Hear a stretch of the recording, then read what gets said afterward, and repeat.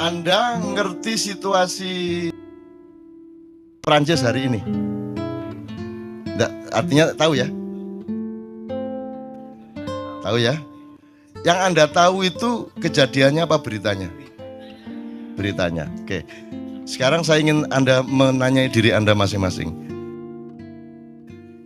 Segala sesuatu yang Anda ketahui ainul yakin dan Anda alami secara otentik dibanding yang Anda ketahui melalui kata, berita, informasi, itu berapa persen kali berapa persen?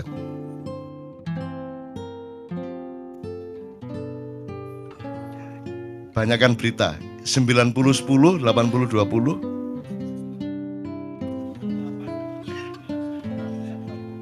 90-10, 80-20.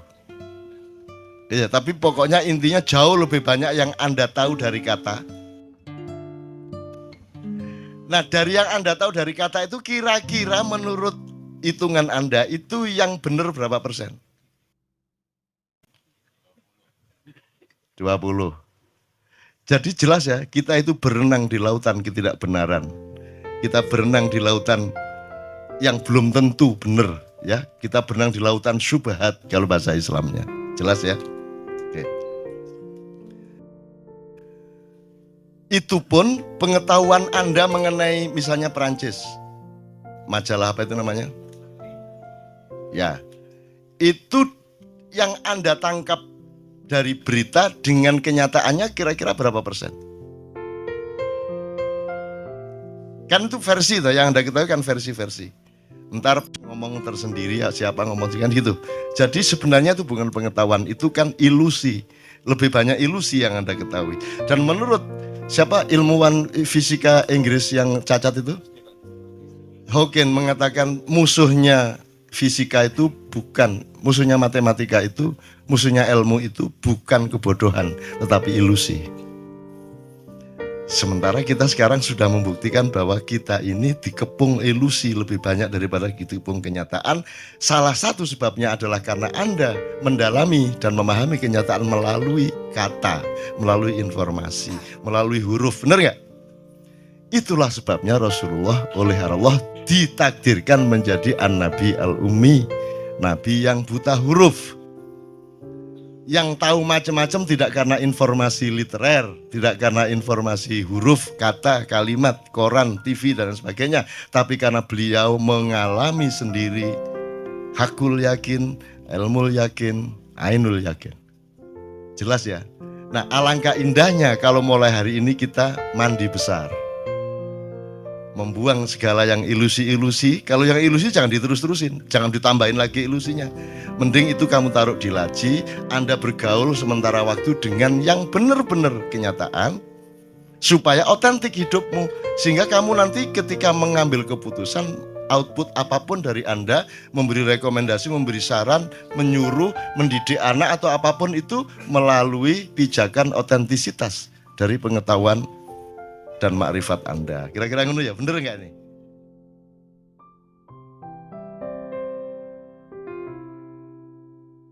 Karena kita bisa menikmati hidup ini dan kita tidak menuntut materi, tidak menuntut apa-apa. Karena hidup ini sendiri gini tak nikmati luar biasa kan itu. Tapi saya ingin mengingatkan Anda, kan saya sudah ngomong mengenai informasi dari Allah dan itu mulai hari ini mulai Anda bersyukurlah. Kalau enggak karena Allah kasih tahu kita enggak tahu loh. Makanya, nama Allah saja itu kalau kita enggak dikasih tahu kan kita enggak tahu. Dan pada hakikatnya Allah tidak bernama. Seperti Jota tadi sebenarnya ingin mengatakan kepada kita bahwa logika iman tadi loh. Jadi wong iki nek wis ndek kono iku wis gimana ya?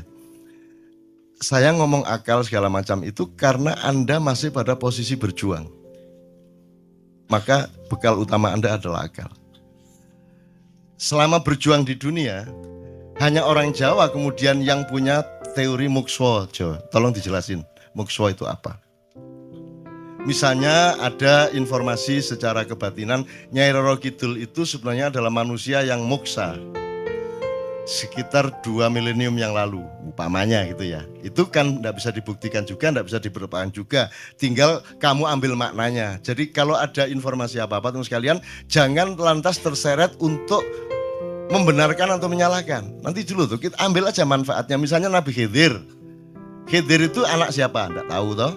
Bapaknya siapa? Gak ngerti. Punya istri apa tidak? Tidak tahu. Ya toh, lahirnya di mana? Tidak tahu. Dia orang Arab apa Persia apa Afrika? Tidak tahu kan? Apa orang Jawa, orang Sunda, enggak tahu kan? Nah itu enggak usah diperdebatkan.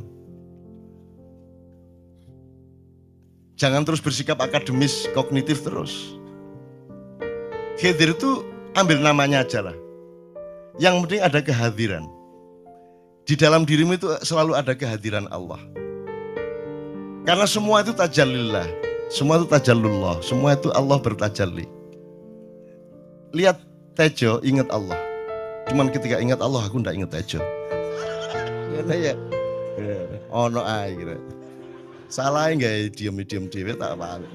Tapi mungkin soal itu ya, yang soal bahwa itu mungkin tak jelas ngeliat tembang ini. Sorry minta waktu 3 menitan. Jadi gini, seluruh kata-kata saya setuju Cak Nun tadi.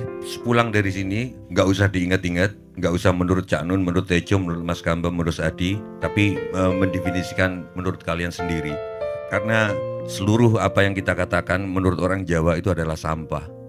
Habis ini kita udah omong seluruh omongan ini jadi sampah. Yang bisa membuat itu tidak jadi sampah adalah interpretasi masing-masing pribadi. Jadi gini. Lang-langing driya lang-lang ramyon lengkang.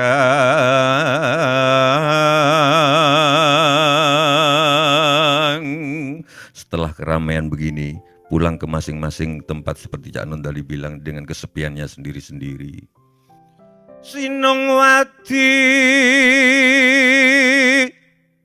Sinongwati jagat kariyamong.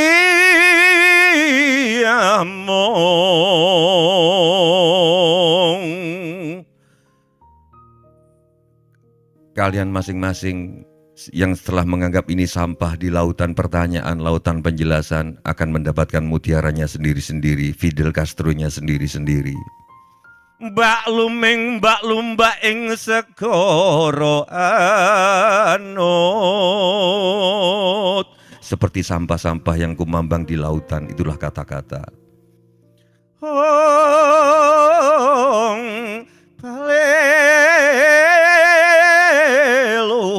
Mutam berganggeng, palelumut berganggeng.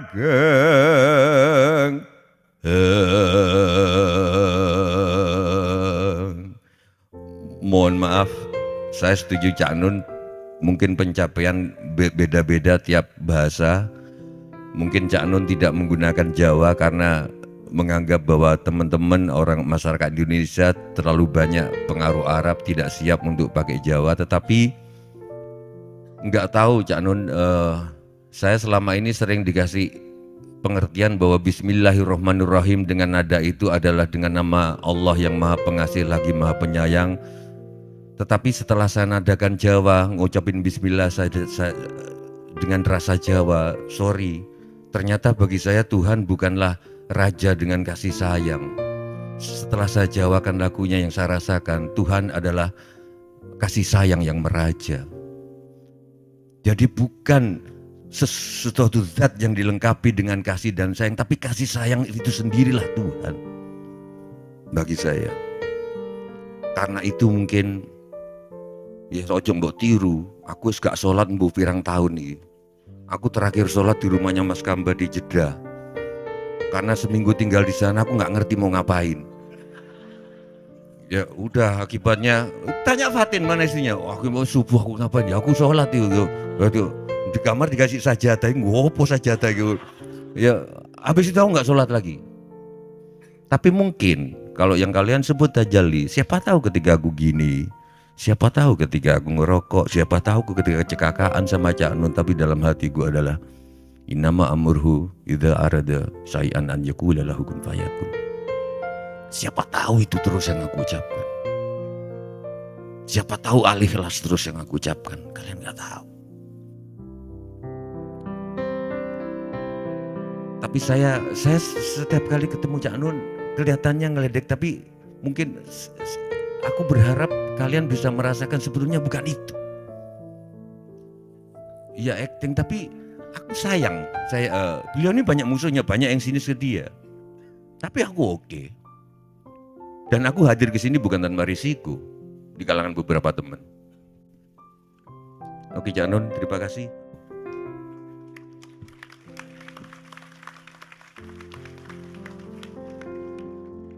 Saya sama Mas Tejo ini jangan diukur-ukur dengan tradisi-tradisi dan kebiasaan-kebiasaan berpikir kita dalam berbudaya. Karena ini bukan masalah kebudayaan, ini semua masalah bahkan di atas akal sehat kalau Tejonya mengistilahkan tadi gitu ya teman sekalian. Jadi saya sama dia kalau enggak nyanyian ya enggak. Dia temanya yang diwakili saya itu tumpukan-tumpukan ejekan kepada saya dan itu adalah rahmat yang luar biasa. Dan dia tidak sholat segala macam, saya tidak membuat saya merendahkan dia atau membuat saya menjadi agak kurang dekat dengan dia, tidak juga. Karena itu Allah punya gitu loh. Dan Allah itu terserah-serah dia.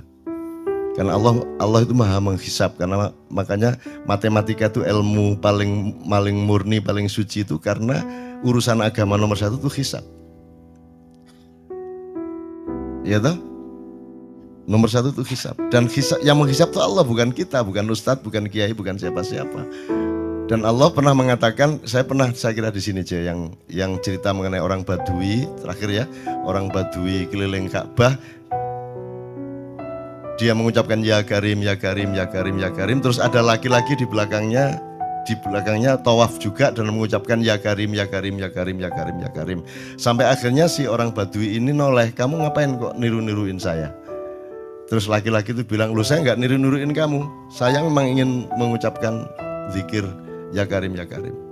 Udah akhirnya jalan lagi, tapi yang belakangnya terus ya Karim, ya Karim, ya Karim. Akhirnya marah ini si Badui. Badui bilang, kalau kamu niru-niruin saya terus nanti saya kasih tahukan kepada Muhammad kamu. Orang yang paling saya imani, orang yang paling saya cintai, orang yang paling saya percaya, orang yang paling membuat hidup saya sangat hidup, itu Muhammad namanya. Terus orang di belakangnya menanya, kamu sudah ketemu Muhammad belum? Belum. Saya sudah keliling-keliling di Mekah tadi belum tahu di mana Muhammad. Akhirnya saya muter-muter di Ka'bah ini. Terus Rasulullah kurang pinter acting kayak Tejo. Kalau seandainya yang di belakangnya itu Tejo kan pasti diperpanjang-panjang itu. Tapi Rasulullah tidak tahan saking cintanya kepada orang itu, akhirnya dia mengatakan, ya Arab, akulah Muhammad yang kau cari. Wah akhirnya si Arab ini, si Badui ini memeluk Muhammad sedemikian rupa. Terus tiba-tiba Jibril datang disuruh Allah. Ya Muhammad, Allah yuballigh assalam ilaik. Allah menyampaikan salam kepadamu. Oh ya, waalaikumsalam warahmatullahi wabarakatuh. Gue tahu salam-salaman karo Gusti Allah. Lewat pasar, assalamualaikum. Terus dia bilang, waalaikumsalam. Kalau tulisan di langit, asik tau kan? Asik lagi. Allah menyampaikan salam kepada Muhammad. Oh, waalaikumsalam. Apa yang bisa saya dengarkan dari Allah? Allah menitipkan pesan, katakan kepada Yahudi itu. Apa dia pikir kalau dia menzikirkan ya Karim, ya Karim, ya Karim, wahai yang maha mulia, wahai yang maha santun, apakah lantas dipikir aku tidak menghitung dosa-dosanya? Kata Allah melalui Jibril lewat Muhammad dikatakan kepada Badui, Allah mengatakan kepadamu, apakah kamu pikir kalau kamu wiridan ya Karim sambil mengelilingi rumahnya Allah, lantas Allah tidak menghitung dosa-dosamu? Si Badui marah jo koyok konjo. Kalau Allah berani menghitung-hitung, akan aku hitung dia. Wani-wani ngitung tak hitung genti kon ya. Gitu. Muhammad kaget toh, wah iki arek situ bondo ya. Muhammad kaget. Jibril juga langsung menyampaikan kepada Allah. Terus Allah mengatakan, katakan kepada Badui, bagaimana mungkin dia menghitung-hitung saya, kata Allah. Terus Muhammad menyampaikan, wahai Badui, bagaimana kau menghitung Allah? Allah yang menghitung kamu. Terus Badui menjawab, kalau Allah berani menghitung dosa saya, aku akan menghitung ampunannya. Kalau Allah berani-berani menghitung kekhilafan dan kekeliruan saya dan ngawur-ngawurnya ngomongnya saya, aku akan hitung permakluman dan kedermawanan dia kepada saya. Coba seimbang apa tidak? Aku yakin permakluman dan ampunan Allah akan lebih melimpah-limpah dari kesalahan saya. Gitu ya. Jadi mulai meneh metu oma, ayo wani-wani ngitung. Wani-wani ngitung tak hitung ganti kan. Ya. Terus tahu nggak jawaban Allah?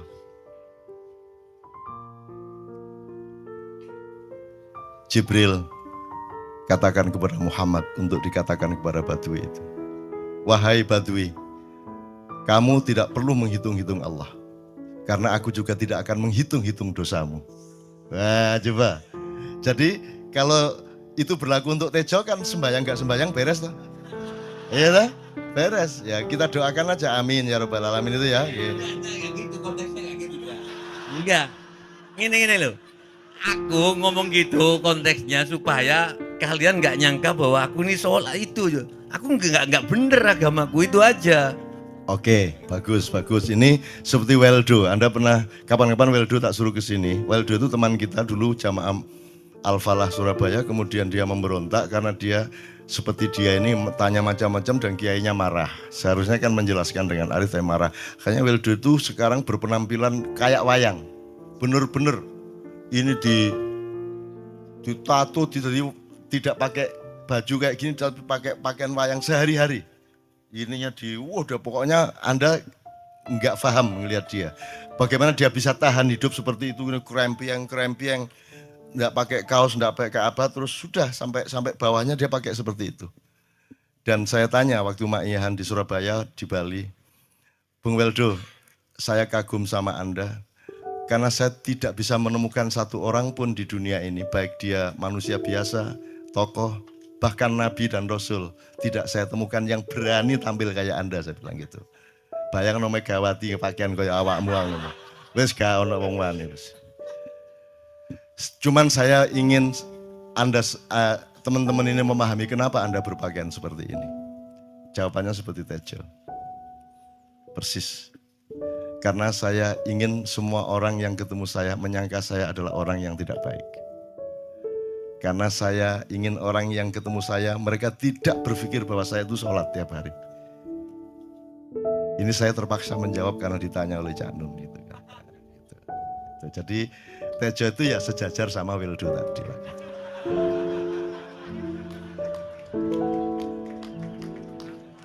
Kapan-kapan tak kasih. Di Kenduri Cinta tolong dianu fotonya ya, fotonya Weldo ya. Bagus itu bagus. Sekarang di Bali dia jadi pelukis dan dia benar-benar seperti itu. Banyak. Bahkan kemudian ada yang malah mendewa-dewakan dia. Wah ini wali, wah wali deh. Nek wali mangan gak masalah gitu. Poso-poso gitu, ono ngono aja. Akhirnya malah copot kelambi. Melaku nyanggeng ngene-ngene iki, tak tambahi yo. Wah, semakin kita berbuat buruk, semakin didewa-dewakan orang. Mau BBM naik ya tetap malah bagus. Kalau orang sudah mendewakan orang, itu dia sudah kehilangan akal sehat kan begitu. Orang di pasar mengatakan, ini Jokowi jadi presiden aja naik BBM-nya sampai segini, apalagi Prabowo nungguin. Jadi Prabowo itu gak tadi disalahno wae. Coba pikirannya udah gitu orang di pasar. Jokowi aja segini naiknya, apalagi Prabowo coba. Oke. Jadi yang satu itu sudah nyata, yang satu masih kalau itu loh, wis dihukum. Nah, kalau dihukum itu kan sudah hukum orang hasad toh, gitu loh. Maka Abu Nawas dihukum karena dia membawa pisau. Kenapa dihukum? Kata Abu Nawas. Terus kata hakim, kalau karena kamu bawa pisau, dikhawatirkan kalau kamu nanti bisa bunuh orang. Itu kata si hakim. Terus Abu Nawas, oke, saya masuk penjara, tapi harus sama Pak Hakim. Loh kenapa? Kata hakim, lah Abu Nawas menjawab, lah Pak Hakim bawa alat kemaluan kemana-mana. Dikhawatirkan kalau Pak Hakim memperkosa anak perempuan. Lah kalau loh, itu salah di Indonesia. Makanya teman-teman pada sinis kepada saya itu kan kalau dipikirnya saya mau cari apa, semua pada sinis.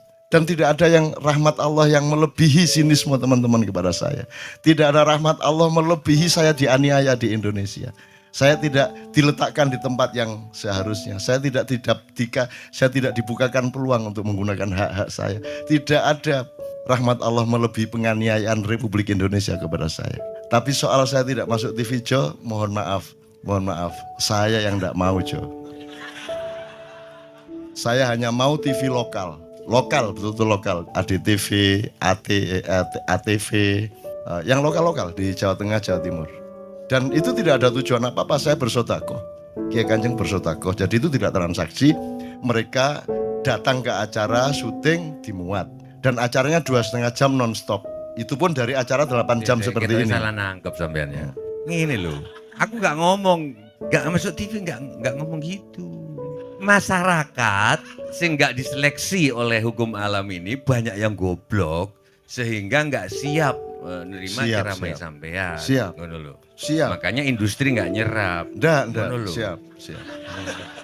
Kemanapun saya pergi di seluruh Indonesia mereka siap 4 jam, 5 jam, 6 jam dengan saya, siap mereka. Mereka tidak ada yang goblok. Ya, aku nggak setuju. Ini bukan yang goblok.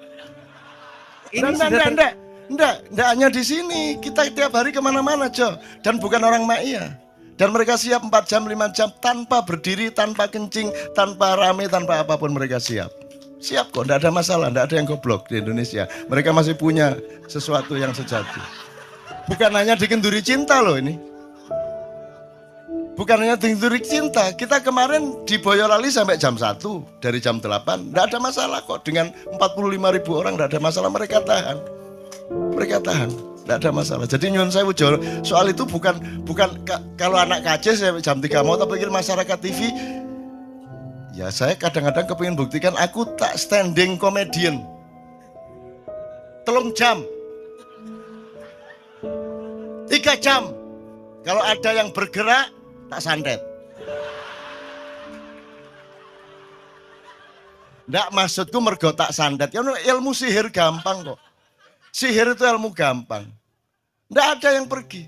Karena mereka mencari sesuatu yang tidak ada batasnya untuk menemukan. Nggak akan pergi mereka. Ini mau sampai jam 6 kuat toh. Dan itu tidak hanya berlaku di Ma'iyah, dimanapun. Yang nggak kuat kan bupatinya, gubernurnya, kapolres. Arek-arek, beres kabeh. Dan itu seluruh Indonesia tidak ada masalah sudah, tidak ada masalah. Jadi tidak benar kalau hukum, saya melakukan ini justru untuk melawan hukum industri. Kata siapa harus di channelnya dipindah, kalau gini maka terus dibikin acara gini-gini supaya orang tidak pindah channel. Buktinya saya 8 jam non-stop gak pindah channel.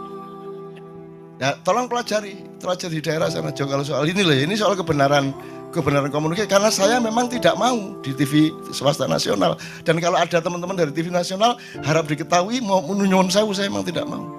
Saya ingin membuktikan bahwa ya banyak yang harus saya buktikan. Gitu loh. Gak ono apa rumah samu nek gak nang TV nasional terus gak terkenal ngono ta. Terus gak ono wong njaluk salaman ngono ta ya. Saya ingin membuktikan bahwa komunikasinya Allah itu tidak hanya lewat mata dan telinga. Saya masuk ke dalam gelombang di mana orang yang tidak pernah ketemu saya kangen sama saya. Arep ngopo kowe? Iki nek ngene iki suwe-suwe TV kromo ya nek ngene cara. Kayak terus sekali mohon maaf ya, pokoknya ini semua ini kalau diteruskan menjadi kegagahan. Dan kegagahan itu tidak boleh. Yang gagah hanya Allah Subhanahu wa taala. Tapi sampai sekarang Cak Nun belum menjawab pertanyaan saya. Yaitu, ini bener Cak. Ini belum dijawab, selalu menghindar. Cak, ngencuk bojone wong hukum apa Cak? Belum dijawab sampai sekarang aku heran.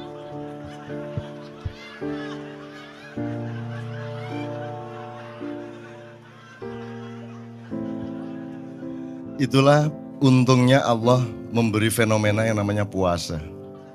Tidak semua hal yang kita ketahui kita ungkapkan. Tidak semua pertanyaan harus kita jawab. Justru pertanyaan itu ada yang jawabannya adalah bukan jawaban. Ngono Jo, iki kayak terus kan ya. Begitu saya menjawab, dia menjadi bukan jawaban. Karena jawabannya adalah saya tidak menjawab itu. Loh Jo, ngerti tak? Bahkan kalau diterusin ya, makanya tadi saya bilang, kamu nggak butuh iman, kamu sudah menyatu sama Allah dan seluruh hidupmu itu pertimbangan nomor satu Allah. Kamu nggak perlu iman lagi. Kamu sudah teh manis, nggak perlu tambah gula lagi. Iman itu kan proses perjuangan. Makanya untuk ikhlas, ya malam hari ini yang harus kita amati, jangan sampai mengurangi keikhlasan Anda dan saya, Tejo dan semuanya. Karena Anda jangan jadi orang ikhlas kalau tidak kuat menanggung bebannya. Karena orang ikhlas itu terpaksa kadang-kadang cacat-cacat keikhlasannya. Kenapa? Kalau orang ikhlas memberitahukan bahwa dia ikhlas, orang menjadi tidak percaya dia ikhlas, batal juga ikhlasnya. Tapi kalau kamu tidak bilang kepada orang itu bahwa kamu ikhlas, dia akan melakukan kamu sebagai orang yang tidak ikhlas. Angel ikhlas itu. Gak diomongno karo, diomongno batal. Jadi jawabannya apa? Jawabannya adalah tidak ada jawaban itu jawabannya. Kon niku lak njaluk fatwa to kon niku. Nang MUI gak wani, pokoknya Cak Nun mantuk sipi, ngono karepe kan. Dobol arek itu ya. Oke, tapi tidak apa-apa ya Allah, ya Rabbi ya Karim, betapa kayanya Allah ini ya. Betapa kayanya, dan Anda jangan menurut siapa.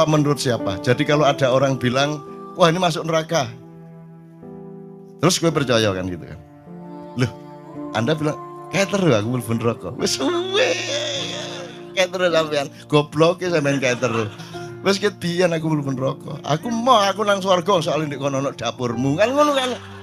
Mau aku gitu kan. Ini cara kita guyon sampai Azhadi Siregar ya, Bang Hadi itu mengatakan kalau pakai retorika, ikhlas itu begini. Kata Rasulullah, tangan kanan berbuat, tangan kiri jangan sampai tahu. Kalau perlu di hadapan manusia umumkan bahwa kamu tidak sholat, untuk menyembunyikan bahwa sesungguhnya kamu rajin sholat. Gini loh cane, ya. Tapi ojo percaya, kamu harus tetap tidak percaya supaya kamu menyangka dia tidak sholat benar gitu loh. Karena kebutuhan dia seperti itu. Bahkan Bang Hadi bilang lebih tinggi lagi. Gini loh, ikhlas itu kalau perlu kamu sholat tuh jangan sampai ketahuan Allah. Biar coba. Biar udah satu itu, dhuwur banget toh. Itu kan kalau kita ngomongnya linear kan marah kita, masa sampai Allah enggak tahu. Loh, itu retorika namanya, itu sastra namanya. Sastra itu enggak kok terus fi kulli sumbuhatin mi'atu habbah. Kalau kamu beramal satu itu seperti pohon yang jumlahnya 70 berbuah 100 masing-masing, sehingga kalau kamu kasih 1 juta kamu akan dapat 700 kali lipat. Loh, Allah itu bukan guru matematika. Itu retorika untuk menyangatkan. Misalnya wong wedok, kalau kamu senyum itu sedekah yang bayarannya sama dengan sholat tarawih. Oh, kata gitu. Sebenarnya asal usulnya itu Kanjeng Nabi tarawih tutuk omah bojone merengut. Kira-kira loh, Cok.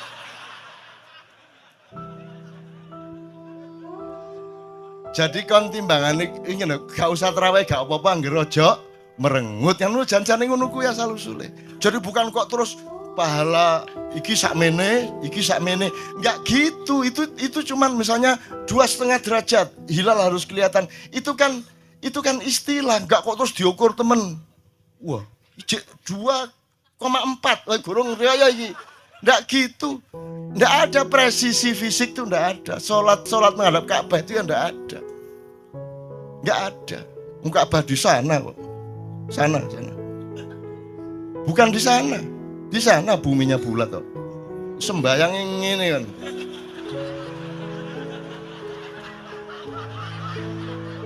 Nek sujudmu tadi kudu ngene. Gimana? Kok regulasinya material itu kan sama dengan wudhu tadi, itu kan pokoknya administrasinya itu ngadep ke sana. Maka kemudian kalau kita sederhanakan, Ka'bah itu kiblatnya orang di Masjidil Haram. Masjidil Haram itu kiblatnya orang di Mekah. Mekah itu kiblatnya orang di seluruh Arab. Jazirah Arab itu kiblatnya orang seluruh dunia. Just pokoknya rono lah.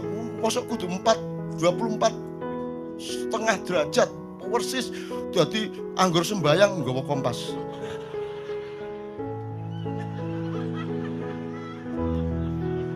Terus ono malaikat nggawa pecut. Ayo, kurang lurus.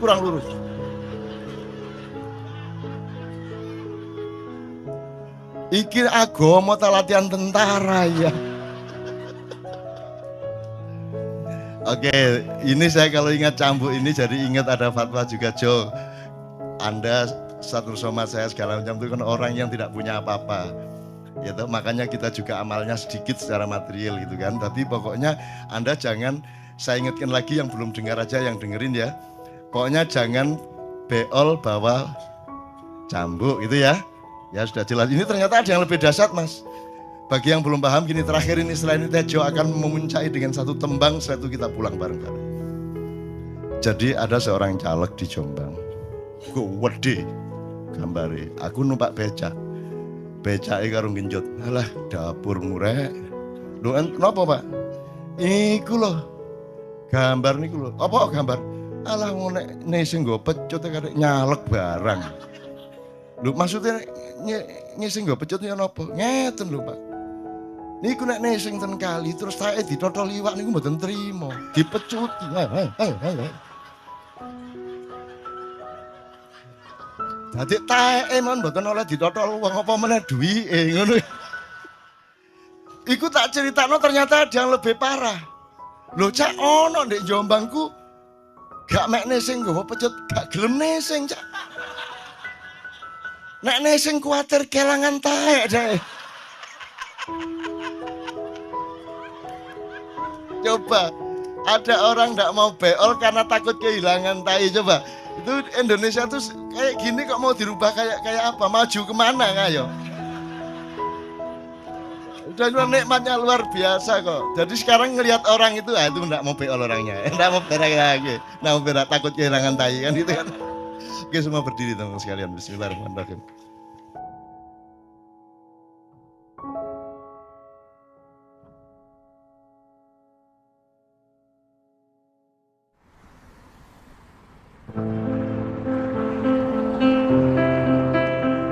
Capek ya?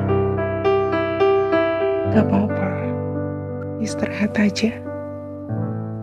Gak perlu terlalu dipaksa. Hidup kadang memang seberdebah itu. Menjadi dewasa ternyata lebih banyak menguras air mata. Tapi malam ini, kamu harus luapin semuanya. Tentang sesak yang udah sekian lama menghimpit dada. Tentang tanya yang tak kunjung menemukan jawabannya. Hei, aku tahu kamu lelah. Aku tahu nyaris setiap malam kamu dininabobokan oleh derai air mata. Aku tahu entah berapa banyak kehilangan dalam hidupmu. Bahkan aku tahu kamu telah kehilangan dirimu sendiri. Malam ini, lepaskan semua beban di hatimu. Kalau perlu nangis saja, gak apa-apa. Kamu gak sendiri kok. Sama-sama babak belur dengan keadaan. Sudah tidak terbilang lagi berapa kali dihinggapi rasa kecewa. Sudah tidak terhitung lagi hari-hari sepi yang terlewati. Ternyata gini ya, rasanya gak punya siapa-siapa. Jatuh dan bangkit sendiri. Terluka dan sembuh sendiri. Dan menyendiri adalah pelarian paling nyaman. Saat aku tidak ingin ada satu manusia pun memahami luka ini. Tenggelam dalam ilusi yang saban hari telah menjadi teman. Fase dewasa yang kukira mudah dan indah, ternyata tidak seperti dugaanku saat kecil dulu. Berkali-kali dipatahkan oleh pengharapan. Rasanya remuk kini tak mungkin bisa disusun lagi.